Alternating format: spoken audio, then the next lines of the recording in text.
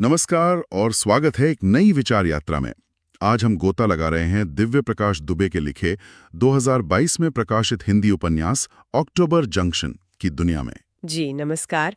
और जैसे आपने कहा दिव्य प्रकाश दुबे का ये उपन्यास, तो हमारे पास इसका एक सारांश है, कुछ और जानकारी भी है। तो आज हम इसी के आधार पर इसकी जो भावनात्मक पढ़ते हैं, शायद थोड़ा रहस्य भी है इसमें, उसे समझने की कोशिश करेंगे। हाँ, क्योंकि पहली नजर में तो ये एक प्रेम कहानी लगती है ना? लगती है बिल्कुल। पर जो जानकारी हमारे पास है वो इशारा करती है कि ये उससे कहीं ज्यादा गहरी है। शायद समय, संयोग, हालात, इन सब में उलझे हुए रिश्तों की कहानी। आपने बिल्कुल सही पकड़ा। ये उन्हीं जज्बातों की कहानी है जहाँ जुड़ाव तो है शायद बहुत गहरा, पर वक्त हालात वो शायद साथ नहीं दे रहे हैं। और इसी कहानी के बिल्कुल केंद्र में है एक नाम, एक जगह, अक्टूबर जंक्शन। अक्टूबर जंक्शन नाम ही बड़ा अनोखा है। हाँ, और स्रोत साफ बताते हैं कि ये कोई असली स्टेशन नहीं है, ये एक प्रतीक है। एक प्रतीक? किस चीज का प्रतीक? अक्टूबर का महीना, मतलब मौसम बदल रहा है, कुछ ठहर रहा है, कुछ ऐसा? बिल्कुल। स्रोत यही कहते हैं कि ये उपन्यास में जीवन के उन्हीं ठहरावों और बदलावों का प्रतीक है। एक ऐसी काल्पनिक जगह जहां लोग आते हैं, शायद अनजाने में रुकते हैं, कुछ पल बिताते हैं और फिर अपनी अपनी राह पकड़ लेते हैं। जिंदगी के वो मोड़ जहां सब थम सा जाता है, सोचने का वक्त मिलता है। ये कल्पना ही दिलचस्प है। तो कहानी के जो मुख्य किरदार हैं अनिरुद्ध और अन्वेषा, उनकी मुलाकात यहीं होती है, इसी जंक्शन पर। हाँ, यहीं से उनकी कहानी की शुरुआत होती है। पर पहले कहानी के मिजाज को थोड़ा और समझ लेते हैं। इसे भावनात्मक बताया गया है, रहस्य से भरपूर भी। यात्रा का तत्व तो है ही। ट्रेन यात्रा से शुरू होती है शायद। हाँ, ट्रेन यात्रा और फिर ये जंक्शन। लेकिन ये यात्रा सिर्फ बाहर की नहीं, किरदारों के अंदर की भी लगती है। मतलब आत्मखोज, रिश्तों को समझना, और इन सब के ऊपर ना समय का एक एहसास मंडराता रहता है, उसकी मार्मिकता। मतलब ये सिर्फ किरदारों की कहानी नहीं, बल्कि समय की भी कहानी है कि समय कैसे उनके रिश्तों पर असर डाल रहा है। निश्चित रूप से केंद्रीय विचार यही लगता है कि कैसे दो लोग बहुत करीब होकर भी दूर रह सकते हैं, सिर्फ इसलिए क्योंकि शायद समय सही नहीं था। वो राइट पर्सन रॉन्ग टाइम वाली बात। हाँ बिल्कुल वही। आज के दौर में ये बहुत लोग महसूस करते हैं।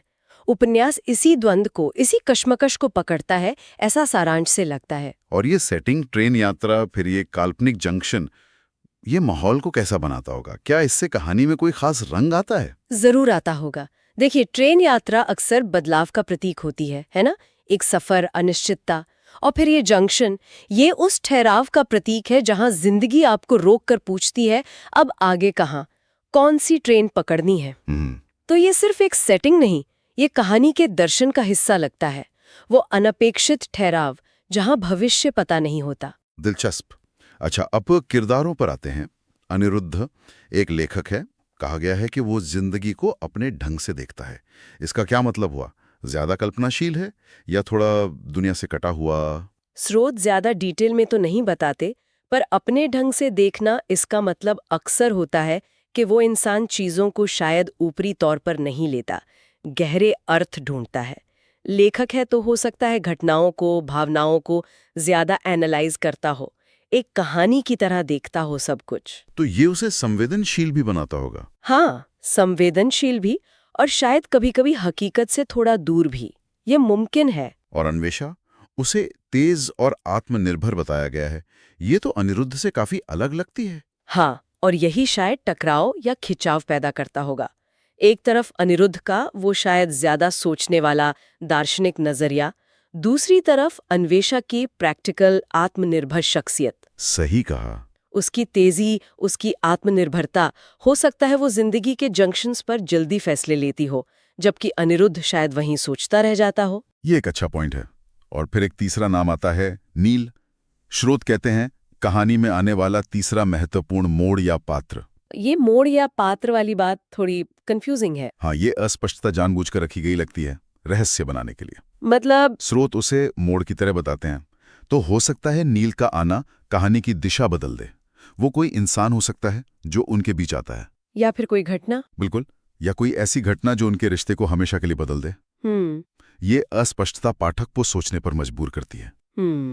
और कुछ सहायक पात्र भी हैं जो कहानी की भावनात्मक परतों को गहरा करते हैं। जी, और अक्सर ये सहायक पात्र ही मुख्य किरदारों के उन पहलुओं को सामने लाते हैं जो शायद उनके आपसी रिश्ते में न दिखें। कहानी को एक सामाजिक संदर्भ भी देते हैं। चलिए, अब अनिरुद्ध और अन्वेषा के रिश्ते पर वापस आते हैं। अक्टूबर जंक्शन पर मिलते हैं, जो खुद एक प्रतीक है। तो क्या उनका रिश्ता भी इसी जंक्शन जैसा है, मतलब अस्थायी, अनिश्चित? स्रोत कुछ ऐसा ही इशारा करते हैं।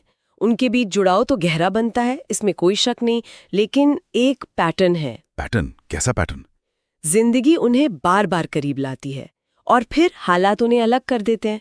ये सिर्फ एक बार नहीं होता, बार बार होता है, एक चक्र जैसा। लेकिन ये होता क्यों है? क्या ये उनकी अपनी कमजोरियां हैं, डर हैं, या ये पूरी तरह बाहरी हालात हैं जिन पर उनका बस नहीं चलता? स्रोत कुछ बताते हैं इस बारे में?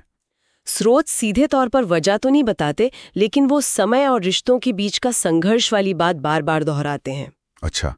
तो इससे अंदाजा लगता है कि कहानी शायद भारी परिस्थितियों पर, टाइमिंग के खेल पर ज्यादा फोकस करती है। हो सकता है उनके मिलने का वक्त हमेशा गलत होता हो, या जब मिलते हों तब उनकी जिंदगी की प्राथमिकताएं अलग हों। यही कश्मकश, यही द्वंद्व कहानी को आगे बढ़ाता है। क्या सिर्फ प्यार काफी है, या सही वक्त भी उतना ही जरूरी है? और यहीं से हम कहानी के मुख्य विषयों पर आ जाते हैं, थीम्स पर। पहला तो यही हो गया, समय और रिश्तों का वो नाजुक सा संतुलन, कैसे वक्त रिश्तों को बना भी सकता है और बिखेर भी सकता है। हाँ, और ये सिर्फ वक्त बीतने की बात नहीं, ये सही वक्त की बात है। क्या कोई चीज सिर्फ इसलिए गलत हो गई क्योंकि वो गलत वक्त पर हुई? उपन्यास इसी सवाल से जूझता लगता है। और इसी से जुड़ा है चुनाव का सवाल। स्रोत पूछते हैं, हम किसे चुनते हैं और क्यों? क्या अनिरुद्ध और अन्वेषा के पास सच में चुनने का मौका था, या वो बस हालात के हाथों मजबूर थे? ये बहुत गहरा सवाल है। हो सकता है कहानी ये दिखाए कि कई बार हमें लगता है हम चुन रहे हैं, पर असल में हमारे चुनाव भी वो भी समय और परिस्थितियों से बंधे होते हैं। शायद वो एक दूसरे को चुनना चाहते हैं पर चुन नहीं पाते, या शायद उनका चुनाव कुछ और होता है जिसके नतीजे उन्हें बाद में परेशान करते हैं। तो ये सही समय वाली बात जो अक्सर हम सुनते हैं, राइट पर्सन रॉन्ग टाइम, उपन्यास इसे सिर्फ एक कहने की बात मानता है या एक असल ताकत? स्रोत के विवरण से तो यही लगता है कि उपन्यास इसे एक वास्तविक, बल्कि कभी-कभी क्रूर ताकत की तरह दिखाता है। ये सिर्फ कहावत नहीं, ये किरदारों की जिंदगी की सच्चाई बन जाती है। अच्छा। ये दिखाती है कि कैसे दो सही लोग भी गलत वक्त के कारण एक कहानी बनाने से चूक सकते हैं। और फिर वो थीम है जीवन के जंक्शन। स्रोत की ये बात मुझे बहुत अच्छी लगी। जिंदगी में कुछ जंक्शंस ऐसे भी आते हैं जहां से हमें खुद को ही नया रास्ता देना होता है। इसका क्या मतलब है? इसका मतलब है कि जिंदगी में ऐसे मोड़ आते हैं, ऐसे निर्णायक पल जहां कोई और रास्ता नहीं दिखा सकता, कोई गाइड बुक नहीं होती। हाँ। ये वो पल हैं जब हमें रुकना पड़ता है, सोचना पड़ता है, अपने अंदर झांकना पड़ता है और अपने लिए एक नई दिशा तय करनी होती है। ये बाहरी जंक्शन भी हो सकते हैं, जैसे नौकरी बदलना, शहर छोड़ना, और अंदरूनी भी, जैसे कोई पुरानी सोच छोड़ना, किसी रिश्ते पर आखिरी फैसला लेना। यानी ये जंक्शंस सिर्फ ठहराव नहीं है, ये एक मौका भी है। बिल्कुल, ये मौका है आत्मचिंतन का, अपनी जिंदगी की दिशा को फिर से देखने का, और शायद एक बेहतर रास्ते पर बढ़ने का। कहानी शायद ये दिखाती है कि इन जंक्शन से डरना या इन्हें अनदेखा करना ठीक नहीं है। सही बात है। और आखिरी थीम है स्मृतियों का प्रभाव। जो बीत गया, जो रिश्ते शायद अधूरे रह गए, उनकी यादें ये कैसे असर डालती हैं। हाँ। स्रोत कहते हैं कि ये यादें हमें बदल देती हैं। अक्सर जो कहानियां पूरी नहीं हो पाती, उनकी यादें ज्यादा ताकतवर होती हैं। हाँ, ये बात तो है। तो हमारे आज के फैसलों को, हमारे आने वाले रिश्तों को अनजाने में ही प्रभावित करती रहती हैं। हो सकता है अनिरुद्ध और अन्वेषा भी अपनी उन पुरानी यादों के साये में जी रहे हों, जो उन्हें या तो आगे बढ़ने से रोकती हों या फिर आगे बढ़ने की वजह देती हों। बिल्कुल। अधूरी कहानियों की गूंज अक्सर ज्यादा देर तक रहती है। अच्छा, अब जरा लेखक की शैली पर बात करते हैं। दिव्य प्रकाश दुबे। स्रोत कहते हैं शैली सरल है, संवेदनशील है और डायलॉग्स बहुत हैं। हाँ, ये दिव्य प्रकाश दुबे की खासियत मानी जाती है। वो रोजमर्रा की भाषा इस्तेमाल करते हैं, कोई भारी भरकम शब्द नहीं, लेकिन उसी सरल भाषा में गहरी भावनाएं पकड़ लेते हैं। उनकी सरलता धोखा दे सकती है, उसमें अक्सर कई परतें होती हैं, और संवाद यानी डायलॉग ज्यादा होने से कहानी जीवंत लगती है, किरदार असली लगते हैं, पाठक उन्हें उनके शब्दों से ही समझ पाते हैं। पर सरल भाषा में गहरी बात कहना, ये आसान तो नहीं होता होगा। ये कैसे कर पाते हैं वो? क्या स्रोत उनकी भाषा के असर के बारे में कुछ और बताते हैं? स्रोत इशारा करते हैं कि उनकी भाषा सीधे दिल को छूती है, भावनाओं को महसूस कराती है। ये शायद इसलिए होता है क्योंकि वो आम जिंदगी के छोटे छोटे पल, छोटी छोटी बातों में छिपे एहसास पकड़ लेते हैं, और खास तौर पे युवाओं का मनोविज्ञान, उनकी उलझनें, उम्मीदें, सपने, डर, इनको बहुत सहजता से, सच्चाई से दिखाते हैं। तो युवा पाठक उनसे आसानी से जुड़ जाते हैं। तो ये सिर्फ कहानी नहीं, किरदारों के मन की यात्रा भी है, जिसे भाषा का सहारा मिला है। अच्छा, अगर इन सब बातों को समेटें, कहानी, किरदार, थीम, शैली, तो उपन्यास का मुख्य संदेश क्या निकल कर आता है? स्रोत के आधार पर देखें तो दो मुख्य संदेश लगते हैं। पहला तो वही जिसका हमने जिक्र किया कि समय का खेल कितना ताकतवर, कितना निर्दयी हो सकता है। हम अपने सबसे करीबी इंसान को भी खो सकते हैं, सिर्फ इसलिए कि वक्त हमारे साथ नहीं था।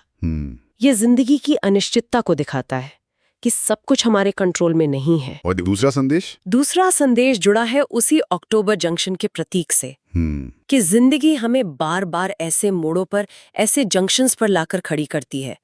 ये रुकावटें नहीं है, ये मौके हैं रुकने के, सोचने के, शायद रास्ता बदलने के, और फिर एक नई ऊर्जा के साथ आगे बढ़ने के।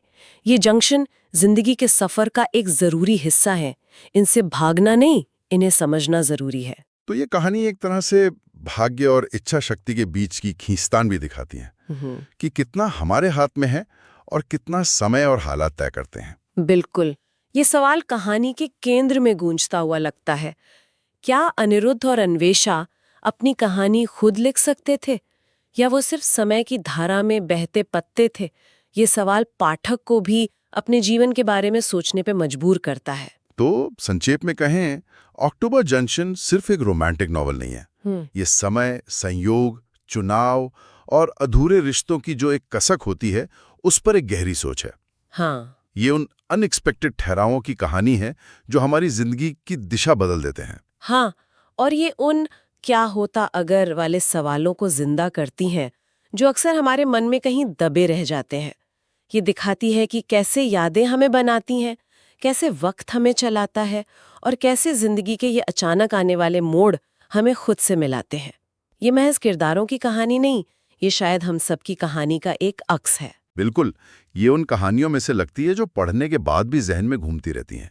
ये पाठक को अपने जीवन के अक्टूबर जंक्शंस को पहचानने और उन पर सोचने के लिए प्रेरित करती है। और यहीं से वो आखिरी सवाल उठता है, जिसके बारे में पाठक शायद इस चर्चा के बाद सोच सकते हैं। क्या? कि क्या जिंदगी के हर जंक्शन पर लिया गया फैसला सच में पूरी तरह हमारा अपना होता है, या हम अक्सर समय और हालात के बुने जाल में ही अपने रास्ते चुन रहे होते हैं और बस मान लेते हैं कि ये हमारा फैसला था। कितना कंट्रोल है हमारा अपनी कहानी पर? ये सवाल तो वाकई सोचने लायक है। क्या हम अपनी कहानी के लेखक हैं या महज किरदार? अक्टूबर जंक्शन, जैसा कि हमारी बातचीत से लग रहा है, इसी बड़े सवाल के इर्द गिर्द अपनी दुनिया बुनती है और पाठक को भी इसी सोच में छोड़ देती है। और शायद यही इसकी खूबी है। ये आसान जवाब नहीं देती, बल्कि सही सवाल पूछती है। ये इसे महज मनोरंजन से आगे ले जाती है, जिंदगी और समय के दर्शन के करीब। बहुत खूब। तो ये थी हमारी आज की गहन बातचीत दिव्य प्रकाश दुबे के उपन्यास अक्टूबर जंक्शन पर, उन स्रोतों के आधार पर जो हमारे पास उपलब्ध थे।